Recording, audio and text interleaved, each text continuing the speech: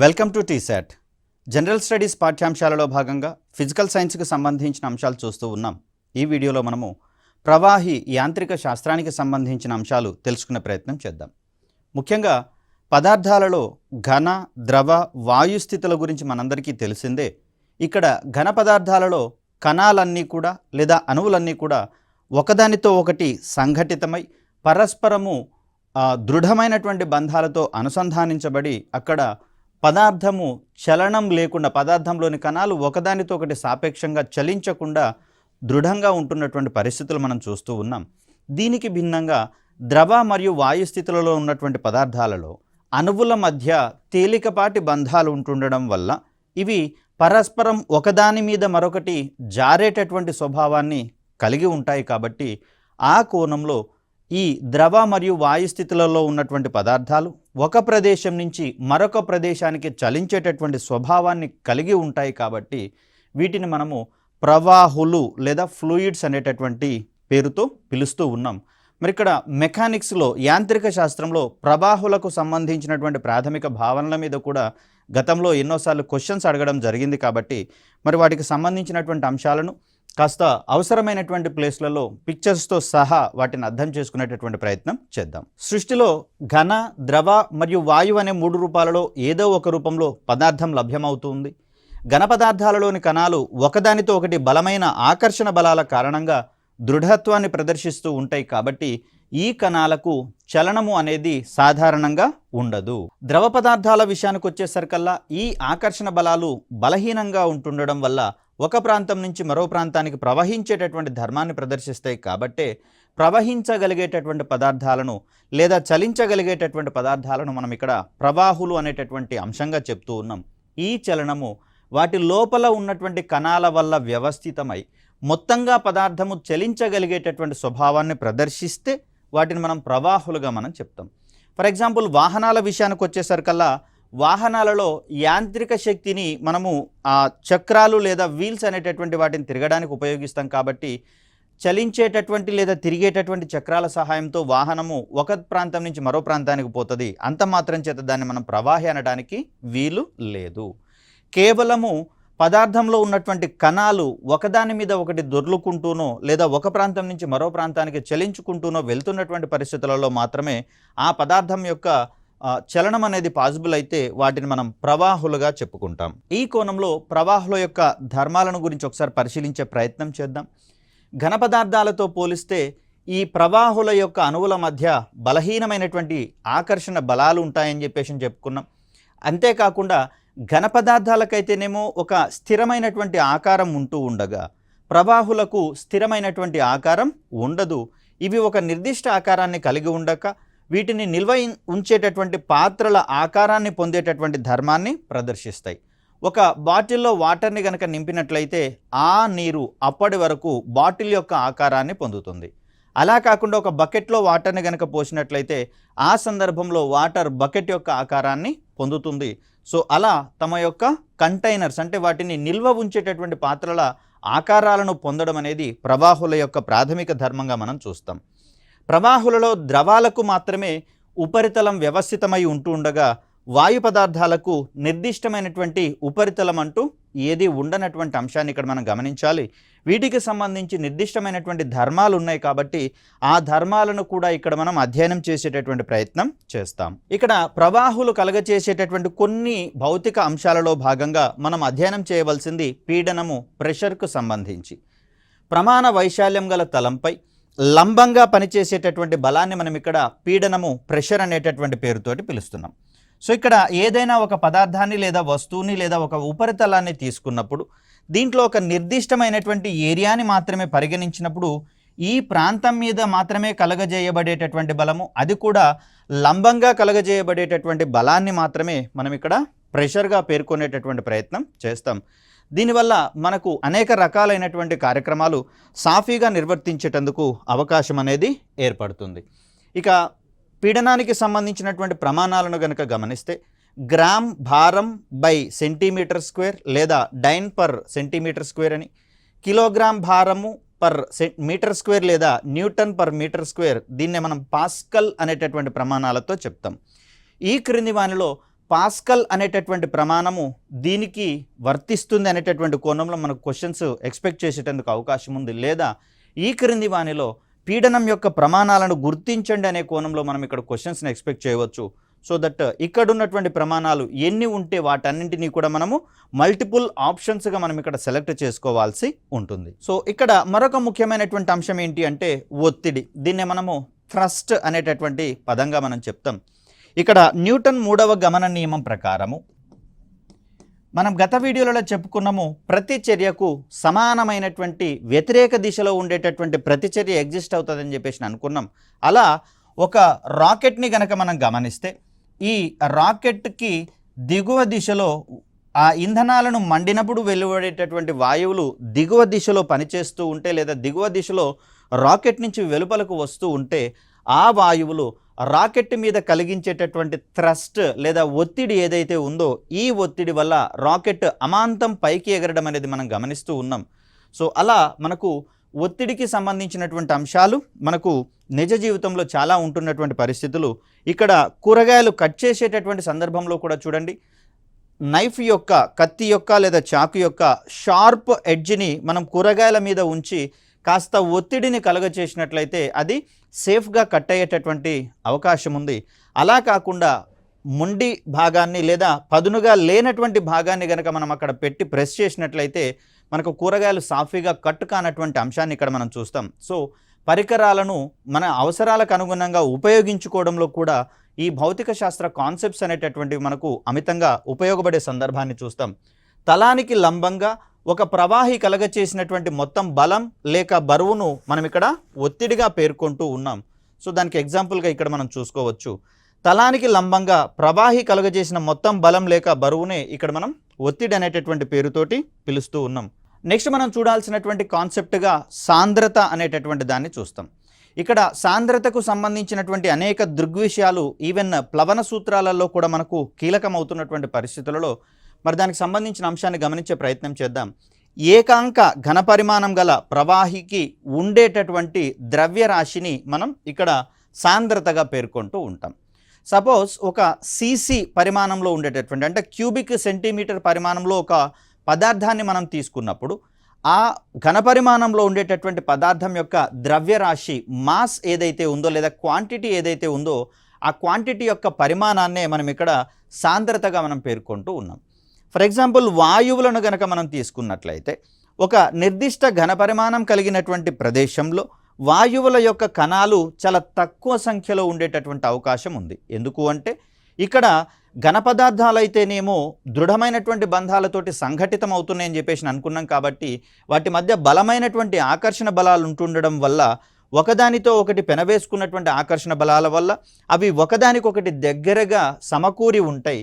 ద్రవాలకు వచ్చేసరికి ఇలాంటి దృఢమైనటువంటి బంధాలు లేవు. బలహీనమైనటువంటి ఆకర్షణ బలాల వల్ల ఇవి కాస్త లూజ్లీ అసోసియేట్ అయ్యేటటువంటి అవకాశాలతోటి ఉంటాయి. అంటే ఒక కణము మరొక కణాన్ని ఘన పదార్థాలతో పోలిస్తే తక్కువ ఆకర్షణ బలాలతోటి ఆకర్షిస్తూ ఉంటాయి. కాబట్టి ఇక్కడ ఇవి లూజ్గా అసోసియేట్ అయ్యి ఉంటాయి. కాబట్టి నిర్దిష్టమైనటువంటి ఘనపరిమాణం ఉన్న ప్రాంతంలో తక్కువ సంఖ్యలో ద్రవాల యొక్క కణాల సంఖ్యను చూస్తున్నాం కంపేర్డ్ విత్ సాలిడ్ సబ్స్టాన్స్తో పోలిస్తే. ఇక వాయు కణాల విషయానికి వచ్చేసరికల్లా ఘన ద్రవ పదార్థాలలోని అణువుల మధ్య ఉండే ఆకర్షణ బలాల కంటే మరింత వీక్ అయినటువంటి బలహీనమైనటువంటి ఆకర్షణ బలాలు ఉంటాయి. కాబట్టి ఇవి ఒక కణాన్ని మరొక కణము ఎంత మాత్రము అంత బలంగా తన దగ్గర సమీపంలో ఉంచేంతగా పట్టి ఉంచేంత ఆకర్షించే బలాలు ఉండవు. కాబట్టి ఇవి తక్కువ సంఖ్యలోనే మనకు వ్యవస్థితం అవుతూ ఉంటాయి. కాబట్టి సో ఇక్కడ మనమేమనుకుంటున్నాము, ఏకాంక ఘనపరిమాణం గల ప్రవాహికి ఉండేటటువంటి ద్రవ్యరాశిని మనం ఒక రకంగా సాంద్రత అంటున్నాం. కాబట్టి ఈ సందర్భంలో చూడండి, ఆ పదార్థం యొక్క కణాలు గరిష్టంగా ఉంటే సాంద్రత అధికంగా ఉంటుందని నిర్దిష్ట పరిమాణంలో, ఒకవేళ తక్కువగా ఉన్నట్లయితే దాని యొక్క సాంద్రత తక్కువగా ఉండేటటువంటి అంశాలను ఇక్కడ మనం చూస్తాం. కాబట్టి ఇక్కడ చూడండి, వాయు పదార్థము, ద్రవ పదార్థము, ఘన పదార్థము, ఇక్కడ వాయువులకు అత్యల్ప సాంద్రత అనేది వ్యవస్థితమై ఉంటూ ఉండగా ద్రవాలకు వాయువులతో పోలిస్తే సాంద్రత గరిష్టంగా ఉంటుంది, అధికంగా ఉంటుంది. మరి ద్రవాలతో పోలిస్తే ఘన పదార్థాలకు అత్యధిక సాంద్రతలు సమకూరేటటువంటి అంశాన్ని మనం చూస్తాం. దీనికి కారణమైనటువంటి అంశంగా కూడా మనం ఆకర్షణ బలాలను పేర్కొనవచ్చు. సో ఇక్కడ వాయువులలో వాయు పదార్థాలకు తక్కువ సాంద్రత ఉంటుంది అనేటటువంటి దాన్ని అసెర్షన్లో భాగంగా ఇచ్చి, రీజన్లో ఇక్కడ వాయు కణాల మధ్య తక్కువ ఆకర్షణ బలాలు ఉంటాయని చెప్పేసి కనుక అన్నట్లయితే ఇక్కడ ఏ మరియు ఆర్ రెండు నిజమైనటువంటిగా పరిగణిస్తాం. అదేవిధంగా ఆర్ అనేది ఏకు సరైనటువంటి వివరణగా కూడా మనం పేర్కొనాల్సి వస్తుంది. సో అలాంటి కోణంలో మనం ఇక్కడ అసెర్షన్ రీజనింగ్ టైప్ ఆఫ్ క్వశ్చన్స్ని కూడా మనం ఎక్స్పెక్ట్ చేయవచ్చు. లేదా ఏవైనా కొన్ని పదార్థాలను ఇచ్చి వీటిలలో అధిక సాంద్రత ఉన్నటువంటి పదార్థాలను గుర్తించండి అని కానీ, సాంద్రతల పరంగా ఆరోహణ క్రమంలోనూ అవరోహణ క్రమంలోనూ అమర్చండి అనేటటువంటి కోణంలో కూడా మనకు క్వశ్చన్స్ పడేటందుకు అవకాశం అనేది ఉంది. సో ఇక్కడ సాంద్రతకు సంబంధించినటువంటి ప్రమాణాలు కనుక మనం గమనిస్తే గ్రామ్ పర్ సెంటీమీటర్ క్యూబ్ లేదా కిలోగ్రామ్ పర్ మీటర్ క్యూబ్, ఇవి రెండు కూడా సాంద్రతకు సంబంధించినటువంటి ప్రమాణాలుగా మనం చూస్తూ ఉన్నాం.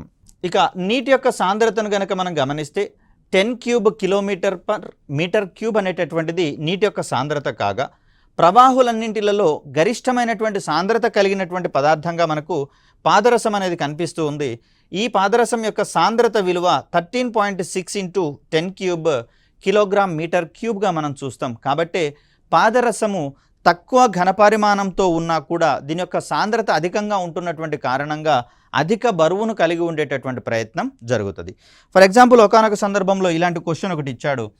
1 కేజీ బరువు ఉన్నటువంటి పాదరసము, అదేవిధంగా 1 కేజీ బరువు ఉన్నటువంటి ఇనుప గోళము అనుకుందాం. సో ఈ రెండింటిలలో బరువులు సమానంగా ఉన్నాయి, కానీ అసమానంగా ఉన్నది ఏంటిది అనుకున్నప్పుడు పాదరసం అనేది కేజీ బరువు ఉన్నా కూడా దాని యొక్క పరిమాణం తక్కువగా ఉండేటటువంటి అవకాశం ఉంది. కేవలం ఇంత పరిమాణంలో ఉన్నటువంటి పాదరసమే కేజీ బరువు ఉండేటటువంటి అవకాశం ఉంది. కానీ ఇనుప గోళం విషయానికి వచ్చేసరికల్లా దాని యొక్క పరిమాణం అధికంగా ఉండేటటువంటి అవకాశం ఉంది.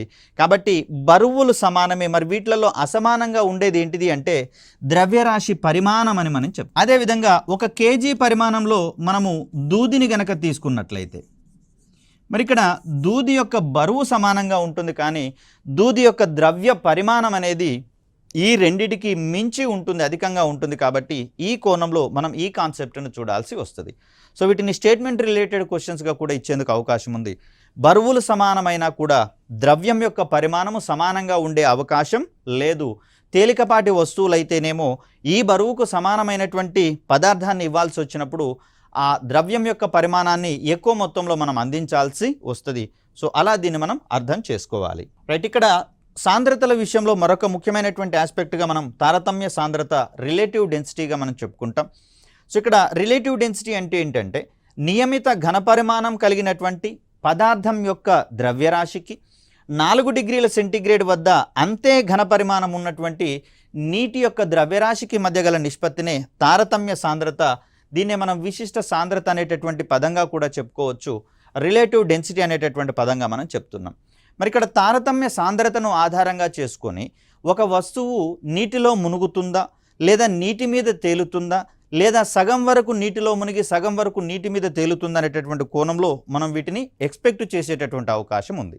సో ఇక్కడ జాగ్రత్తగా గమనించండి, రిలేటివ్ డెన్సిటీ అంటే పదార్థం యొక్క సాంద్రత బై నీటి సాంద్రతగా మనం చెప్తున్నాం. మరి ఇది ఒక నిష్పత్తిగా కనిపిస్తూ ఉంది కాబట్టి ఈ విశిష్ట సాంద్రత లేదా తారతమ్య సాంద్రత అనేటటువంటిది ఒక నెంబర్ని ఇచ్చేటటువంటి అవకాశం ఉంది. సో ఈ సందర్భంలో మనకు ఆ నెంబర్ <1 అయ్యేందుకు అవకాశం ఉంది, =1 అయ్యే అవకాశం మరొకటి ఉంది, <1 అయ్యేటటువంటి అవకాశం మరొకటి ఉంది. ఎప్పుడు ఒక నిష్పత్తి యొక్క విలువ 1 కంటే తక్కువ ఉంటుంది అంటే హారం విలువ అధికంగా ఉంటే లవం విలువ తక్కువగా ఉన్నటువంటి సందర్భంలో దాని యొక్క విలువ, నిష్పత్తి యొక్క విలువ 1 కంటే తక్కువగా ఉండేటటువంటి అవకాశం ఉంది. ఈ సందర్భంలో నీటి యొక్క సాంద్రత గరిష్టంగా ఉందని, పదార్థం యొక్క సాంద్రత తక్కువగా ఉన్నట్లుగా మనం భావించాల్సి వస్తుంది. అలాంటి సందర్భంలో ఆ పదార్థం యొక్క తారతమ్య సాంద్రత విలువ 1 కంటే తక్కువగా ఉంటుంది. ఫర్ ఎగ్జాంపుల్ మంచును గనక చూసుకున్నట్లయితే ఈ రకమైనటువంటి సిచ్యువేషన్ మనకు కనిపిస్తుంది.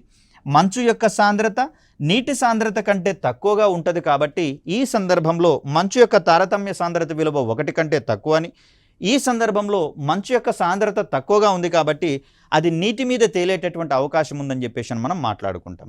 ఇక =1 ఎప్పుడవుతుంది అంటే పదార్థం యొక్క సాంద్రత, నీటి సాంద్రతలు రెండు సమానమైనటువంటి పరిస్థితులలో ఆ వస్తువు ఉపరితలం అంటే ఇక్కడ సగం వరకు నీటి మీద తేలుతూ సగం అనేది నీళ్ళలో మునిగి ఉండేటటువంటి ధర్మాన్ని ప్రదర్శిస్తుంది. సగభాగము నీటి మీద తేలడం, సగభాగం నీటిలో మునగడం. ఇక్కడ పడవలు ప్రయాణింప చేయడంలో, పడవలను నిర్మించడంలో, ఓడలను నిర్మించడంలో కూడా ఇదే రకమైనటువంటి సూత్రం మనం అప్లై చేస్తూ ఉంటాం. ఇక గ్రేటర్ దెన్ 1 విషయానికి వచ్చేసరికల్లా ఒక పదార్థం యొక్క సాంద్రత నీటి సాంద్రత కంటే అధికంగా ఉందనుకోండి, అప్పుడు ఆ పదార్థం యొక్క తారతమ్య సాంద్రత విలువ 1 కంటే ఎక్కువగా ఉందని చెప్పేసి అంటాం. ఈ పరిస్థితులలో ఆ పదార్థము నీటి లోపల మునిగేటటువంటి అవకాశం ఉంది. ఎందుకంటే నీటి యొక్క సాంద్రత కంటే పదార్థం యొక్క సాంద్రత గరిష్టంగా ఉంది కాబట్టి అధిక సాంద్రత ఉన్నటువంటి వస్తువులు అల్ప సాంద్రత ఉన్నటువంటి పదార్థాలలో మునిగి ఉండేటటువంటి స్వభావాన్ని ప్రదర్శిస్తూ ఉంటాయి. కాబట్టి ప్రవాహులలో నీటి సాంద్రత కంటే లోహపు గోళం యొక్క సాంద్రత అనేది ఎక్కువగా ఉంటుంది. కాబట్టి లోహపు గోళాలు నీటిలో మునిగి ఉండేటటువంటి ధర్మాన్ని ప్రదర్శిస్తాయి. సో దీనికి బేస్గా మనము తారతమ్య సాంద్రతతో దాన్ని కంపేర్ చేసుకొని ఎక్స్ప్లెయిన్ చేసేటటువంటి ప్రయత్నం చేస్తాం. తారతమ్య సాంద్రత ఈజ్ ఈక్వల్ టు పదార్థ సాంద్రత బై నీటి సాంద్రత అని చెప్పేసి అంటున్నాం. ఇది ఒక నిష్పత్తి కాబట్టి వీటికి ప్రమాణాలు ఉండవు. ఈ సాంద్రతను మనం కొలిచేటటువంటి పరికరంగా హైడ్రోమీటర్ అనేటటువంటి పరికరాన్ని చెప్పుకుంటూ ఉంటాం. క్రింది వానిలో హైడ్రోమీటర్ దేనిని మాపనం చేయడానికి ఉపయోగపడుతుంది అనేటటువంటి కోణంలో క్వశ్చన్ ఇక్కడ మనం ఎక్స్పెక్ట్ చేయవచ్చు. దీనికి ఆన్సర్గా మనం తారతమ్య సాంద్రత అని చెప్పేసి చెప్తాం. పదార్థం యొక్క సాపేక్ష సాంద్రత 3 రకాలైనటువంటి విలువలు మాత్రమే కలిగి ఉంటుంది. అది 1కి సమానం కావచ్చు, 1 కన్నా తక్కువ కావచ్చు, 1 కన్నా ఎక్కువ కావచ్చు. ఏ సందర్భంలో 1కి సమానం అవుతుంది, 1 కంటే తక్కువ ఎక్కువలు అయ్యేటటువంటి సందర్భాల మీద మనం ఎగ్జామ్లో క్వశ్చన్స్ని ఎక్స్పెక్ట్ చేసేటటువంటి అవకాశం ఉంది.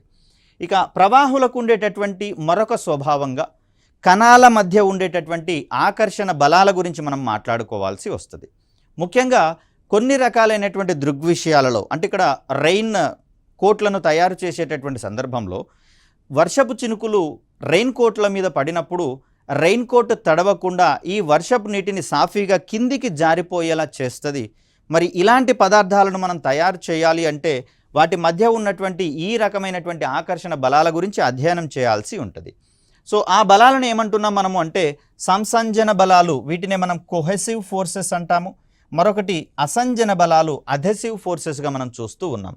సంసంజన బలాలు అంటే ప్రవాహులలో ఉన్నటువంటి ఒకే రకమైన కణాల మధ్య ఉండే ఆకర్షణ బలాలనే మనం ఇక్కడ సంసంజన బలాలు అని చెప్పేసి అంటాం. ఇక్కడ ఎరుపు రంగులో ఈ లేయర్కి యువతల వైపున ఉండేటటువంటి కణాలు మొత్తం కూడా ద్రవ కణాలు అనుకున్నట్లయితే వీటి మధ్యలో ఒకదానితో ఒకటి కలిగి ఉండేటటువంటి బలాలన్నింటినీ కూడా మనం ఇక్కడ సంసంజన బలాలు, కొహెసివ్ ఫోర్సెస్గా మనం చెప్తాం. అలా కాకుండా పాత్ర యొక్క గోడల దగ్గర ఉండేటటువంటి కణాలతో కలిగి ఉండేటటువంటి బలాలు ఏవైతే ఉన్నాయో, మరి పాత్ర యొక్క గోడలు ఘన స్థితిలో ఉన్నటువంటి కణాలను గురించి తెలుపుతాయి. మరి ప్రవాహిలో ద్రవ కణాలు అనేవి కనిపిస్తూ ఉన్నాయి కాబట్టి ఇవి రెండు పరస్పర విభిన్నమైనటువంటి కణాలు కాబట్టి ఈ సందర్భంలో ఆ రెండింటి మధ్య ఉండేటటువంటి బలాలను మనము అసంజన బలాలుగా మనం చెప్పుకుంటాం.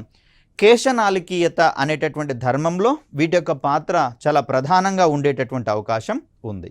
సో ఇక్కడ పాదరసంలో ఉన్నటువంటి కణాలు ఏవైతే ఉన్నాయో వాటి మధ్య కొహెసివ్ ఫోర్సెస్, సంసంజన బలాలు అధికంగా ఉంటాయి కాబట్టే తక్కువ పరిమాణంలో ఉండేటటువంటి పాదరసం కూడా ఎక్కువ బరువును కలిగేటటువంటి ధర్మాన్ని ప్రదర్శిస్తుంది కాబట్టే దానికి సాంద్రత అధికంగా ఉంటుందని చెప్పేసి చెప్తాం. దీన్ని కూడా మనం దానికి సపోర్టివ్ రీజన్గా మనం పేర్కొనే ప్రయత్నం చేయవచ్చు. ప్రవాహులలో పాదరసానికి అత్యధిక సంసంజన బలాలు ఉంటాయి. ఏదైనా పాత్రలో నీటిని పోషించినట్లయితే నీటి అణువుల మధ్య సంసంజన బలాలు, నీటి అణువులకు మరియు పాత్ర అణువులకు మధ్య అసంజన బలాలు అనేవి వ్యవస్థితం అవుతాయి. ఒకే రకమైన కణాల మధ్య సంసంజన బలాలు, వేర్వేరు రకాలైనటువంటి కణాల మధ్య అసంజన బలాలు అనేవి మనకి ఇక్కడ కనిపిస్తూ ఉన్నాయి. సో ఇక్కడ ప్రవాహులకు సంబంధించినటువంటి అంశాలలో భాగంగా కొన్ని ప్రముఖమైనటువంటి నియమాల గురించి కూడా మనం మాట్లాడుకోవాల్సి వస్తుంది.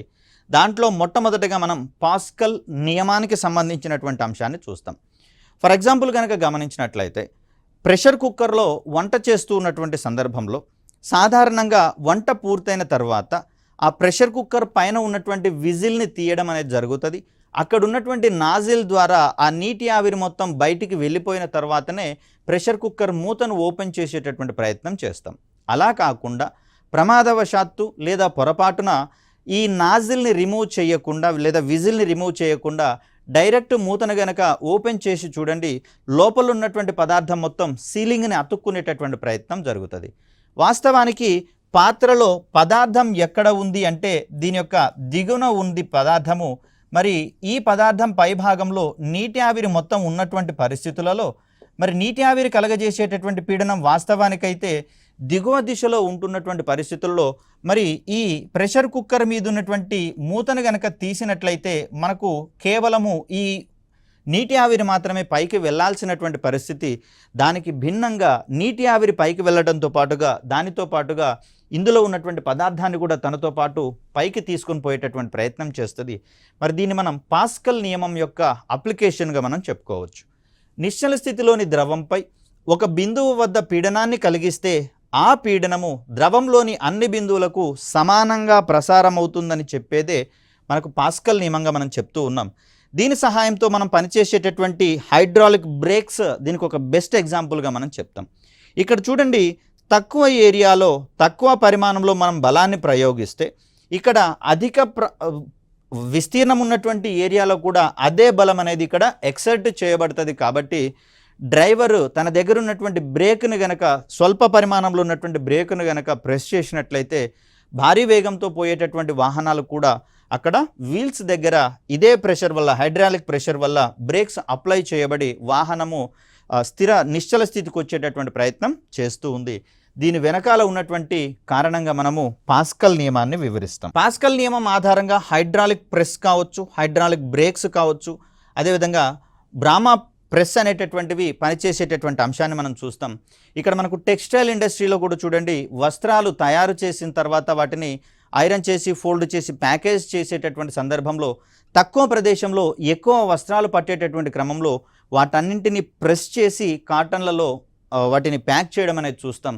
సో ఇందులో ఇమిడి ఉన్నటువంటి సూత్రంగా కూడా మనం పాస్కల్ నియమాన్ని పేర్కొంటాం. సో ఇక్కడ పత్తిని దగ్గరగా నొక్కి బేళ్లు తయారు చేయడంలో, నూనె గింజల నుంచి నూనెను తీయడంలో వినియోగించే హైడ్రాలిక్ యంత్రాల్లో కూడా పాస్కల్ నియమమే కీలకమైనటువంటి పాత్రను పోషిస్తూ ఉన్నటువంటి స్థితిని మనం చూస్తాం.